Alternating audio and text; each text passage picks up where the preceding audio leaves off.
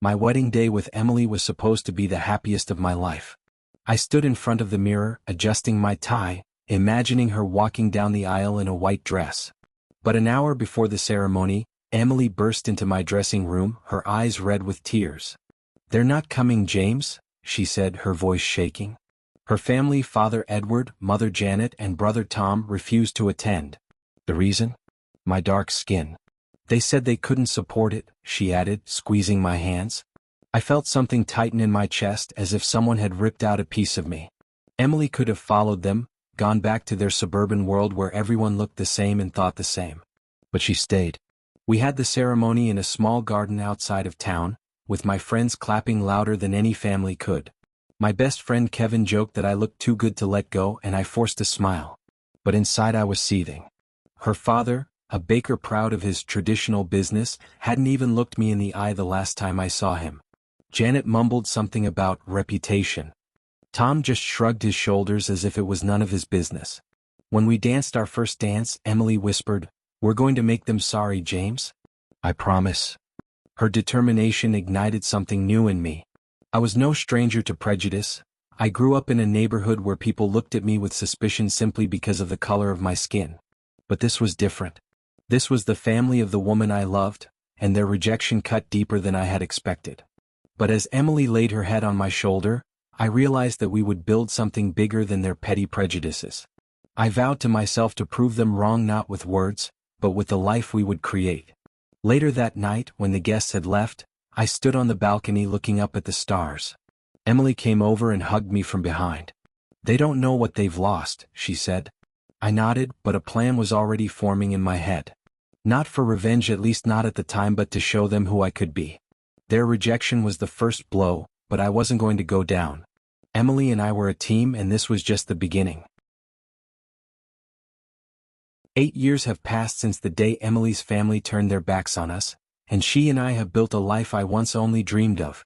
I remember how we started, a small rented apartment that barely fit our belongings, and nights when we planned our future over a cup of cheap wine. I quit my job in a car repair shop and took a course in financial management. Emily believed in me even when I doubted myself. "You're smarter than they think, James," she used to say when I was studying for my exams. Her support became my anchor. 3 years later, I got my first promotion at a consulting firm. We celebrated by buying a house, modest but ours. A 2-story house with a garden where Emily planted flowers and I sometimes conjured up barbecues for our friends. Her family never came into our lives. Sometimes I would see Emily thinking, flipping through old photos of her laughing with Tom or hugging her mother. "Do you miss them?" I asked her once. She sighed. "Sometimes. But I don't regret choosing you." Her words were warming even though I knew the wound still hurt. My career was taking off. I specialized in saving small businesses from failure, ironic, considering her father's bakery had been their pride. Clients praised my strategies. Debt restructuring, new marketing plans, finding investors. I was proud of what I was doing, but in the back of my mind, there was always that wedding day. Every accomplishment was a quiet, "I told you so," to people who thought I wasn't good enough because of my skin. Emily worked at a school teaching art to children, and we lived simply but happily. We didn't talk about her family, but I knew they were out there somewhere in their own little world, where the family warmth bakery was their legacy. I imagined Edward behind the counter, Janet with her stern eyes, Tom, who always seemed indifferent. Were they thinking about us? Did they see us thriving without them? One night, when we were having dinner, Emily joked, "Maybe one day they'll realize what they've lost." I smiled but didn't answer. I didn't expect their remorse. Our life was enough for me. But when the phone rang the next day and I heard Tom's voice, something in me shuddered. "James, we need your help," he said, and his tone was not as proud as it had been. 8 years of silence, and now they were back. I looked at Emily, who raised her eyebrows. "What does he want?" she asked. I just shook my head, feeling the old wound begin to throb. The phone was on the table, the screen glowing with the name Tom. I hesitated before answering, feeling Emily's eyes on me. 8 years of silence, and suddenly her brother was calling me as if we had just spoken yesterday. "James, it's Tom," he began, his voice trembling as if he had rehearsed the words. "We're in trouble. The bakery, it's falling apart. We need your help." I was silent, listening to him swallow his words. You work in finance, right? We hear you're good at it. Can you come take a look? Emily leaned closer, her eyes narrowed. I turned on the speakerphone so she could hear. Why now, Tom? I asked, keeping my voice steady. He sighed. We're in debt. Suppliers are not waiting, customers are leaving. Dad can't handle it. I was expecting an apology, at least a hint of regret for the day they left us alone at the wedding. But Tom only added, we know we weren't, well, close. But your family, right? His words sounded like a blow. Family? After everything? Emily squeezed my hand, her face a mixture of anger and pity. How much do you owe? I asked, cutting to the chase. He told me the amount, 6 figures, a disaster for a small bakery. We thought you might be able to work something out, he finished, and I felt the old irritation boiling up inside me. They didn't call when I was struggling to get my first job, when Emily and I were barely making ends meet. And now that their traditional business is crumbling, do they need me? Let me think about it, I said and hung up the phone. Emily looked at me. Are you serious about helping them? She asked. I shrugged my shoulders. Maybe. But not for nothing. My mind was already spinning with ideas not just about saving their bakery but about how to use it. I didn't want revenge, but justice? That's different. Their rejection 8 years ago had left a scar, and now they were reaching out to me. That night, I lay awake flipping through old notes from work. Emily lay next to me, breathing softly. If you go, I'm coming with you, she said before she fell asleep. I nodded, but I knew it would be my game. The next day I called Tom. I will come. But we'll talk on my terms. He agreed too quickly, and I realized they were in a corner. When I hung up, Emily smiled. You have a plan, right? She asked. I just nodded, feeling something new awakening in me, not anger, but cold, clear determination. 1. My wife left me for a younger man, taking everything including my savings. When she realized I'd already moved all my money to a separate account, she tried to take me to court, but I was ready. 2.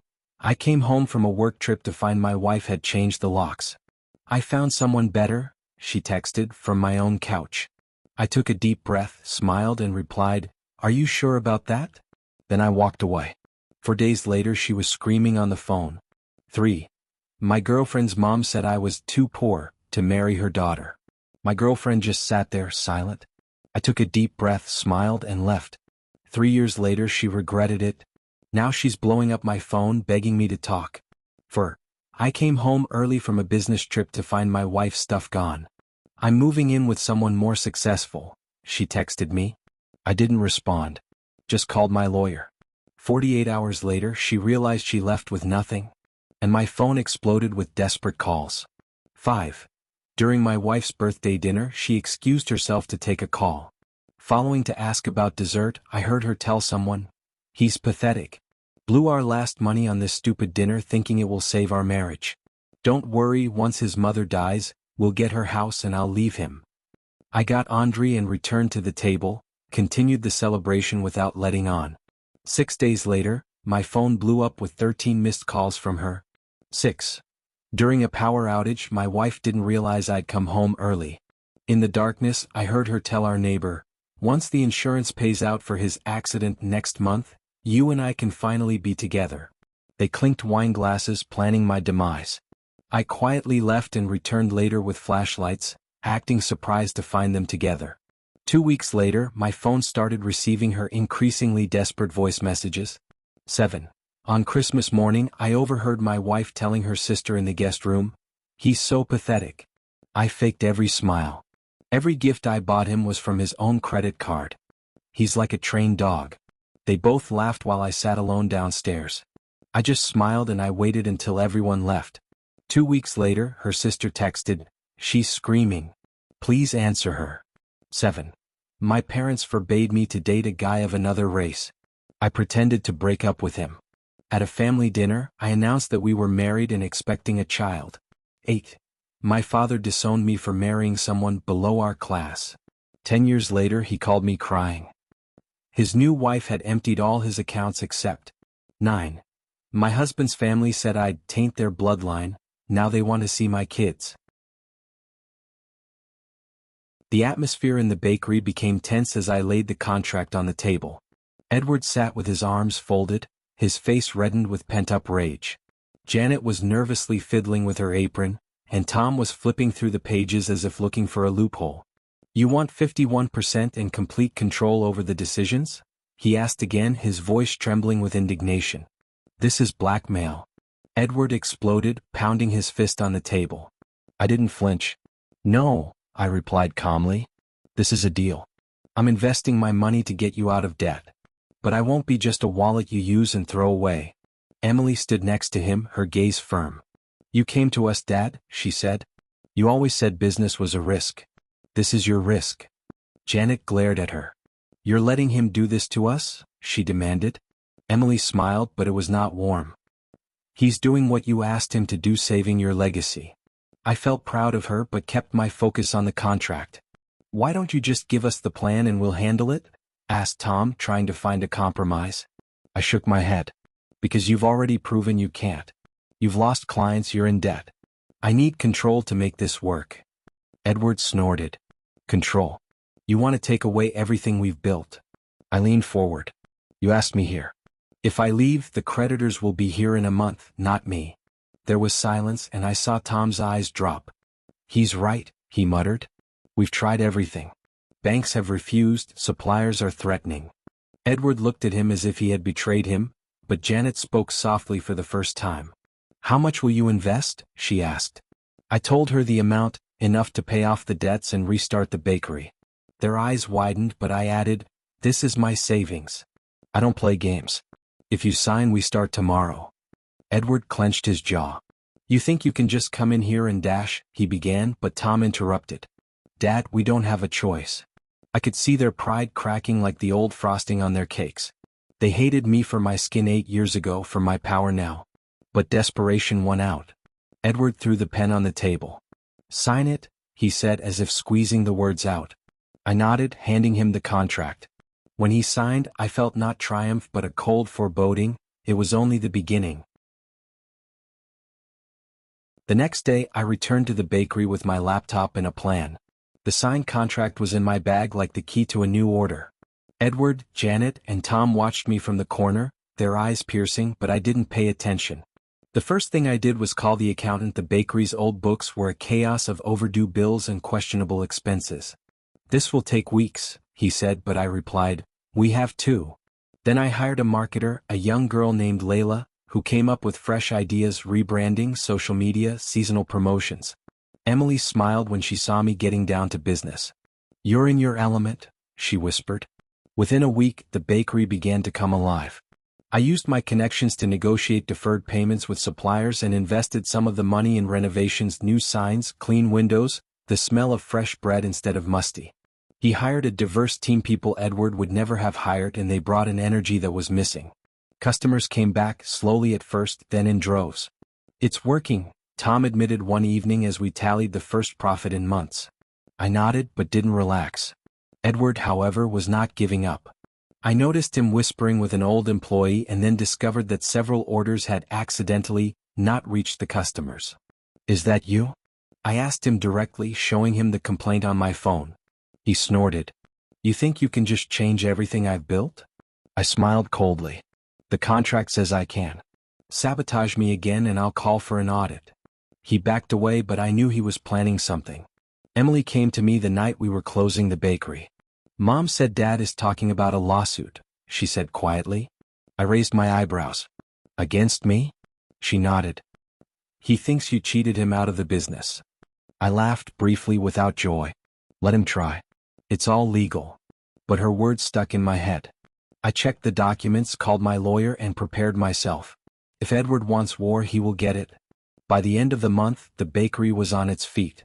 People were praising the new recipes. Layla launched an Instagram page and the lines were lined up at the door. Tom began to treat me with respect. Janet was silent, but Edward was seething. I could see him looking at me like I had stolen his soul, not saved his business. And when Emily said she heard him calling his lawyer, I realized it was time to end this game. 2 months later, the Rodin Teplo bakery was unrecognizable, profitable, lively, and with a new spirit. But I knew Edward would not give up. One morning, Layla, our marketing manager, showed me a letter from a lawyer that had accidentally arrived at the bakery's address. Edward was going to challenge the contract, claiming that I had coerced his signature under pressure. I smiled, called my lawyer, and handed over all the documents, every signature, every receipt, every proof of my work. He's going to lose, the lawyer assured me. It's a done deal. That same day, I gathered Edward, Janet, and Tom at the bakery's office. Do you want a lawsuit? Fine, I said, throwing a copy of the letter on the table. But first, take a look at this. I laid out the reports: debts paid off, profit for the month, customer reviews. This is what I've done. And now I'm leaving. Their faces froze. What? Tom gasped. I pulled out a new document. I'm selling my share. 51% at market price. Take it or leave it. Edward blushed. You can't. He began, but I interrupted. Yes, I can. I am. They didn't have the money to buy out my share, and I knew it. So I sold it to an investor, an old client who was looking for a stable business. The deal closed in a week. The bakery remained open, but Edward lost control. The new owner put Tom in charge and left the old people alone out of respect for their history. The last time I went in to pick up my things, Edward was standing at the door. You think you've won? He grumbled. I looked at him. No. You defeated yourself 8 years ago. He was silent, but his eyes sparkled, the first time I'd seen anything like regret in them. Emily was waiting for me in the car. Ready? She asked when I got in. I nodded. We drove home, planning a vacation, our first in years, to the sea, where no one knew her family or our battles. The bakery was their problem, not ours. Tom called a few days later, thanking me for everything, but I could hear the shame in his voice. Janet remained silent, and Edward, they say, sold his old pickup truck to cover the debts he left behind. That night, as I sat on the couch with Emily, I realized that true retribution is not a contract or money. It's the life we built without them. We celebrated quietly with a glass of wine, plans for the future, and laughter. Their rejection had once hurt, but now it was just the backdrop to our victory. Did they understand? Emily asked. I smiled. If not, it's not my business anymore.